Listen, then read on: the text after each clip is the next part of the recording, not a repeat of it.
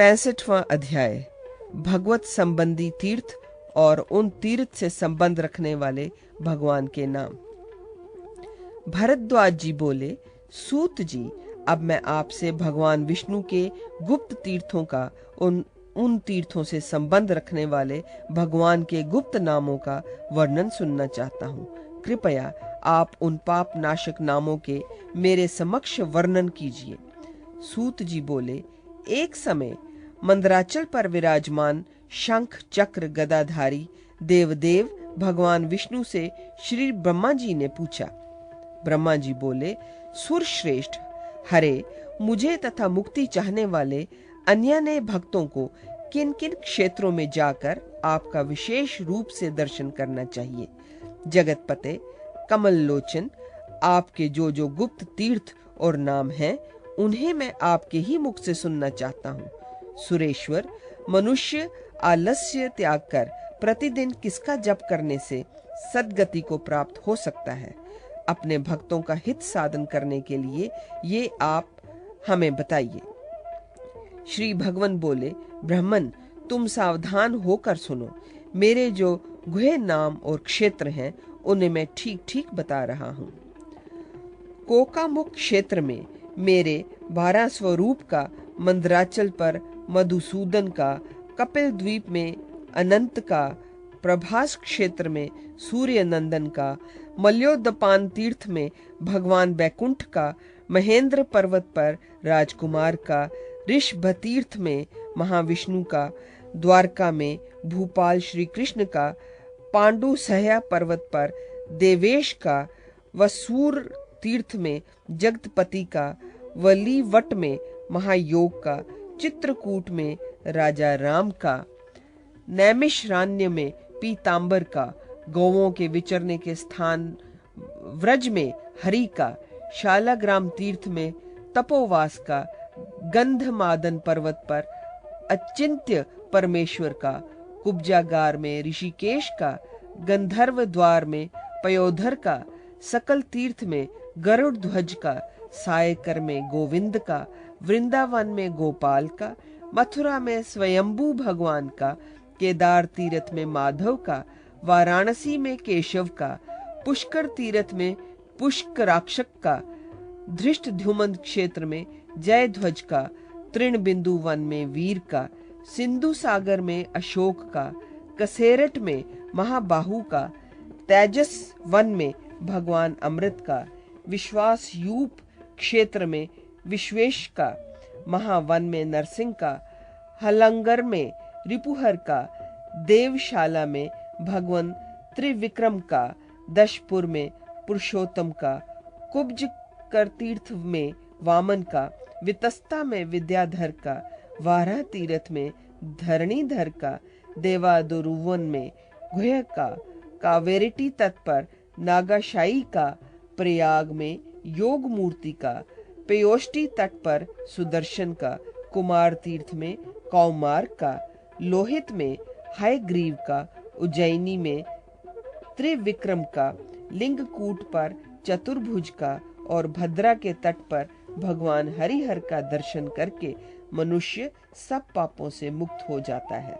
इसी प्रकार कुरुक्षेत्र में विश्वरूप का, मणिकुंड में हलायुद्ध का, अयोध्या में लोकनाथ का, कुंडिनपुर में कुंडिनेश्वर का, भांडार में वासुदेव का, चक्र तीर्थ में सुदर्शन का, अन्य तीर्थम में विष्णुपद का, शूकर क्षेत्र में भगवान शूकर का, मानस तीर्थ में ब्रह्मेश का, दंडक तीर्थ में श्यामल का, त्रिकूट पर्वत पर नाग मोक्ष का, मेरु के शिखर पर भास्कर का, पुष्प भद्रा के तट पर विरज का, केरल तीर्थ में बाल रूप भगवान का, विपाशा के तट पर भगवान यशकर का, महिष मतिपुरी में हुत्शान का, क्षीर सागर में भगवान पद्मनाभ का, विमल तीर्थ में सनातन का, शिव नदी के तट पर भगवान शिव का, गया में गदाधर का और सर्वत्र ही परमात्मा का जो दर्शन करता है वह मुक्त हो जाता है। ब्रह्मा जी, ये 68 नाम हमने तुम्हें बताए, तथा विशेषतः गुप्त तीर्थों का भी वर्णन किया। प्रजापते, जो पुरुष प्रतिदिन प्रातः काल उठकर मेरे इन गुह्य नामों का पाठ या श्रवण करेगा, वह नित्य 1,00,000 गोदान का फल पाएगा। नित्य प्रति पवित्र होकर जो इन नामों का पाठ करता है, उसको मेरी कृपा से कभी दुःस्वप्न का दर्शन नहीं होता। इसमें संदेह नहीं है, जो पुरुष इन 68 नामों का प्रतिदिन तीनों काल अर्थात प्रातः, मध्याह्न और सायंकाल में पाठ करता है, वह सब पापों से मुक्त होकर मेरे लोक में आनंद भोगता है। सभी मनुष्यों और विशेषतः वैष्णवों को चाहिए कि यथाशक्ति पूर्वोक्त तीर्थों का दर्शन करें।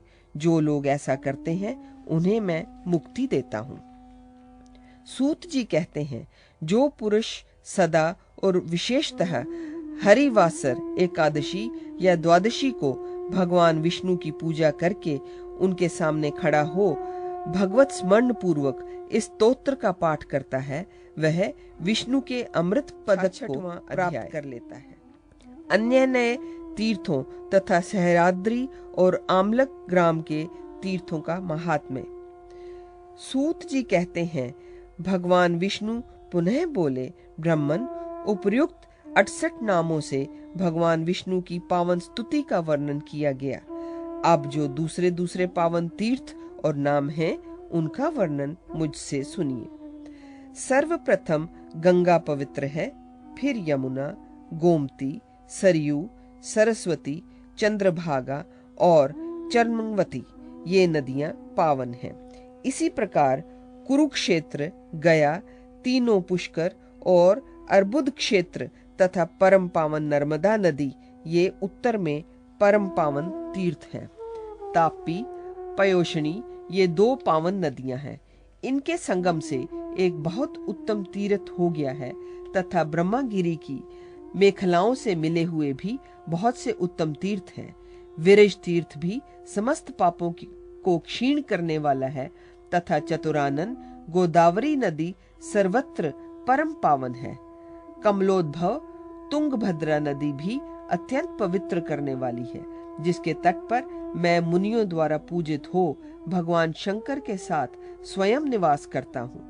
दक्षिण गंगा, कृष्णा और विशेषतः कावेरी, ये पुण्य नदियां हैं। इनके अतिरिक्त कमलोद्भव मैं सह पर्वत पर आमलक ग्राम में स्वयं निवास करता हूँ। वहां देव देव नाम से प्रसिद्ध मेरे श्री विग्रह का तुम स्वयं ही सदा पूजन करते हो। वहां समस्त पापों को हर लेने वाले अनेक तीर्थ हैं, जिनमें स्नान और आचमन करके मनुष्य पाप से मुक्त हो जाता है। सूत जी कहते हैं, भरद्वाज ब्रह्मा जी से इन तीर्थों का वर्णन करके भगवान मधुसूदन अपने धाम को चले गए और ब्रह्मा भी ब्रह्मलोक सिधारे। भरद्वाज जी बोले, धर्मज्ञ, उस आमलक ग्राम में जो जो पुण्य तीर्थ हैं, उनका आप विस्तार के साथ यथार्थ रूप में वर्णन करें। जहाँ देव देवेश्वर भगवान विष्णु स्वयं ब्रह्मा जी के द्वारा पूजित होते हैं, उस क्षेत्र की उत्पत्ति कथा, महात्म्य और यात्रा पर्व का विस्तृत विवरण प्रस्तुत कीजिए। सूत जी कहते हैं, विप्र महामुने, सह पर्वत पर स्थित आमलक तीर्थ के आविर्भाव आदि की पवित्र एवं पापनाशक कथा मैं आपसे कह रहा हूँ, सुने। ब्राह्मण, पूर्व काल में सह पर्वत के वन में एक बहुत बड़ा आंवले का वृक्ष था। उसे बुद्धिमान लोगों ने महोग्र नाम दे रखा था। महामुने, उस वृक्ष के फल बड़े रसीले, दर्शनीय, दिव्य एवं दुर्लभ होते थे। समस्त उत्तम ब्राह्मणों के उत्कृष्ट श्री ब्रह्मा जी ने पूर्व काल में महान फलों से युक्त उस महावृक्ष को देखा था। विप्रेंद्र, उसे देखकर ये क्या है, ये जानने के लिए ब्रह्मा जी ध्यान मग्न हो गए। उन्होंने ध्यान में उस स्थान पर महान आंवले के वृक्ष को देखा और उसके ऊपर शंख, चक्र एवं गदा धारण करके देवेश्वर भगवान विष्णु को विराजमान देखा। फिर उन्होंने जब ध्यान से निवृत्त हो खड़े होकर दृष्टिपात किया, तब वहां वृक्ष के स्थान में केवल भगवान विष्णु की एक प्रतिमा दिखाई दी। उसका आधारभूत वह दिव्य महावृक्ष भूतल में धंस गया। तब लोक पितामह भगवान ब्रह्मा जी गंध पुष्प आदि से नित्य ही उन अविनाशी देव देवेश्वर की आराधना करने लगे। उस समय उनके द्वारा 12 और 7 बार भगवान की पूजा संपन्न हुई। मुनि श्रेष्ठ, उस आमलक क्षेत्र में विराजमान भगवान के महात्म्य का कौन वर्णन कर सकता है। श्री सह पर्वतस्थ आमलक ग्राम में इस प्रकार अविनाशी देवेश्वर भगवान की आराधना करने के पश्चात ब्रह्मा जी को वहां 12 तीर्थ और प्राप्त हुए। भगवान के चरण के नीचे पश्चिमाभिमुख एक तीर्थ प्रकट हुआ। वह चक्र तीर्थ के नाम से विख्यात हुआ। वह पावन तीर्थ पापों को नष्ट करने वाला है। मनुष्य चक्र तीर्थ में स्नान करके सब पापों से मुक्त हो जाता है और हजारों वर्षों तक ब्रह्मलोक में पूजित होता है। इसके बाद शंख तीर्थ है। उसमें स्नान करने से मनुष्य को वाजपेय यज्ञ का फल मिलता है। मुने, पौष मास में जब सूर्य पुष्य नक्षत्र पर स्थित हो, उसी समय वहां की यात्रा का पर्व है। पूर्व काल में एक समय सह पर्वत पर गंगा जल से भरा हुआ ब्रह्मा जी का कमंडलू गिर पड़ा था। तब से वह स्थान कुंडिका तीर्थ के नाम से विख्यात हुआ। वह तीर्थ सारे अशुभों को हर लेता है। वहां एक शिलामय ग्रह भी है। उस तीर्थ में स्नान करके मनुष्य तत्काल सिद्धि प्राप्त कर लेता है। जो मनुष्य उस तीर्थ में 3 रात तक उपवास करके स्नान करता है, वह सब पापों से सर्वथा मुक्त हो ब्रह्मलोक में पूजित होता है। कुंडिका तीर्थ में उत्तर और पिंड स्थान नामक तीर्थ से दक्षिण ऋण मोचन नामक तीर्थ है, जो सब तीर्थों में उत्तम और गुह्य है। ब्राह्मण वहां 3 रात तक निवास करके जो स्नान करता है, वह निसंदेह तीनों ऋणों से मुक्त हो जाता है। जो मनुष्य पिंड स्थान में श्राद्ध करके वहां पितरों के उद्देश्य से विधि पूर्वक पिंडदान करेगा, उसके पितर पूर्ण तृप्त होकर अवश्य ही पितृलोक को प्राप्त होंगे। इसके बाद पाप मोचन तीर्थ है। इस तीर्थ में 5 रात तक निवास करते हुए जो नित्य स्नान करता है, वह अपने संपूर्ण पापों को नष्ट करके विष्णु लोक में आनंद का भागी होता है। वहीं एक बहुत बड़ी धारा बहती है। उसके जल को जो अपने सिर पर धारण करता है, वह समस्त यज्ञों के फल को प्राप्त करके स्वर्ग लोक में प्रतिष्ठित होता है। इसके बाद धनुपात नामक एक महान तीर्थ है। उसमें जो भक्ति पूर्वक स्नान करता है, वह पूर्ण आयु का भोग करके अंत में स्वर्ग लोक में सम्मानित होता है। शरबिंदु तीर्थ में स्नान करने से मनुष्य मृत्यु के बाद इंद्रपुरी में जाता है, तथा जो सह पर्वत पर वाराह तीर्थ में स्नान करता और वहां 1 दिन रात निवास करता है, वह विष्णु लोक में पूजित होता है। इसके बाद सह के शिखर पर आकाश गंगा नामक एक उत्तम तीर्थ है। वहां की शिलाओं के नीचे से सफेद मिट्टी निकलती है। विप्रवर उसमें जो भक्ति पूर्वक स्नान करता है, वह संपूर्ण यज्ञों का फल प्राप्त कर विष्णु लोक में पूजित होता है। ब्राह्मण उस निर्मल सहगिरी से जहां जहां जल के झरने गिरते हैं, वहां वहां सब जगह तीर्थ समझना चाहिए। उसमें स्नान करके मनुष्य सब पापों से मुक्त हो जाता है। जो नित्य ही सह पर्वत की यात्रा करके वहां स्नान करता है, वह निष्पाप हो जाता है।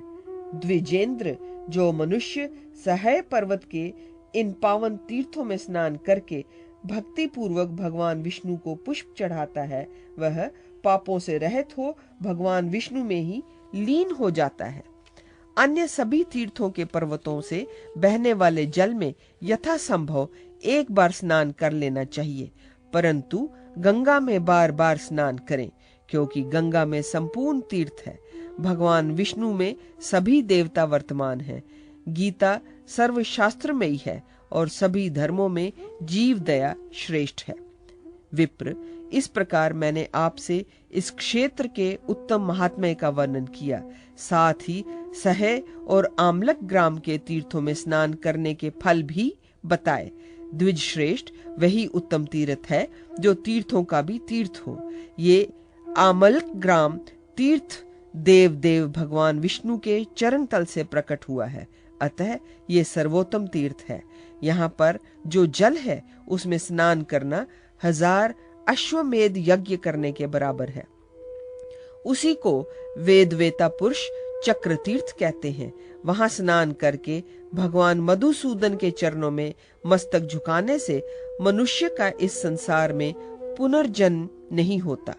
गंगा, प्रयाग, नैमिषारण्य, पुष्कर, कुरु जंगल प्रदेश और यमुना तटवर्ती तीर्थ ये सभी पुण्य तीर्थ हैं। इन तीर्थों के जल में स्नान करने पर वे कुछ समय के बाद पवित्र करते हैं, किंतु भगवान विष्णु का चरणोदक रूप ये चक्र तीर्थ तत्काल पवित्र कर देता है। मानस तीर्थ, व्रत तथा नरसिंह पुराण का महात्म्य। सूत जी कहते हैं, द्विज श्रेष्ठ, इस प्रकार अब तक मैंने भूतल के प्रसिद्ध तीर्थों का वर्णन किया, किंतु इन तीर्थों की अपेक्षा मानस तीर्थ विशेष फल देने वाला है। वास्तव में राग द्वेषादि से रहित मन की स्वच्छता ही उत्तम तीर्थ है। सत्य, दया, इंद्रिय निग्रह, गुरु सेवा, माता पिता की सेवा, स्वधर्म पालन और अग्नि की उपासना ये परम उत्तम तीर्थ हैं। यह तो पावन तीर्थों का वर्णन हुआ। अब व्रतों का वर्णन सुनिए। मुने, दिन रात में एक बार भोजन करके रहना और विशेषतः रात में भोजन न करना ये व्रत है। पूर्णिमा और अमावस्या को एक ही बार भोजन करके रहना चाहिए। इन तिथियों में एक बार भोजन करके रहने वाला मनुष्य पावन गति को प्राप्त करता है। जो चतुर्थी, चतुर्दशी, सप्तमी, अष्टमी और त्रयोदशी को रात में उपवास करता है, उसे मनोवांछित वस्तु की प्राप्ति होती है। मुनि श्रेष्ठ, एकादशी को दिन रात उपवास करने का विधान है। उस दिन भगवान विष्णु का पूजन करके मनुष्य सब पापों से मुक्त हो जाता है। यदि हस्त नक्षत्र से युक्त रविवार हो तो उस दिन रात्रि में उपवास करके सौरनक्त व्रत का पालन करना चाहिए। उस दिन स्नान के पश्चात सूर्य मंडल में भगवान विष्णु का ध्यान करके मनुष्य रोग मुक्त हो जाता है। जब सूर्य अपनी दुगुनी छाया में स्थित हो उस दिन सौर नक्त व्रत का समय है। उस समय से लेकर रात तक भोजन न करे। जो पुरुष बृहस्पतिवार को त्रयोदशी तिथि होने पर अपराह्न काल में जल में स्नान करके तिल और तंडुलों द्वारा देवता, ऋषि एवं पितरों का तर्पण करता है तथा भगवान नरसिंह का पूजन करके उपवास करता है, वह सब पापों से मुक्त हो विष्णु लोक में प्रतिष्ठित होता है। महामुने, जब अगस्त्य तारे का उदय हो उस समय से लगातार 7 रात्रियों तक अगस्त्य मुनि की पूजा करके उन्हें अर्घ्य देना चाहिए। शंख में श्वेत पुष्प और अक्षत सहित जल रखकर श्वेत पुष्प आदि से पूजित हुए अगस्त्य जी के प्रति निम्नांकित मंत्र वाक्य पढ़कर अर्घ्य निवेदन करें। अग्नि और वायु देवता से प्रकट हुए अगस्त्य जी काश पुष्प के समान उज्जवल वर्ण वाले कुंभज मुने, मित्र और वरुण के पुत्र भगवान कुंभयोन, आपको नमस्कार है, जिन्होंने महान असुर अतापी व तापी को भक्षण कर लिया और समुद्र को भी सोख डाला। वे अगस्त्य जी मुझ पर प्रसन्न हो। इस प्रकार कहकर जो पुरुष अगस्त्य की दिशा के प्रति अर्घ्य अर्पण करता है वह सब पापों से मुक्त हो दुस्तर महोंधकार से पार हो जाता है। महामुने भरद्वाज जी, इस प्रकार मैंने मुनियों के निकट ये पूरा नरसिंह पुराण आपको सुनाया।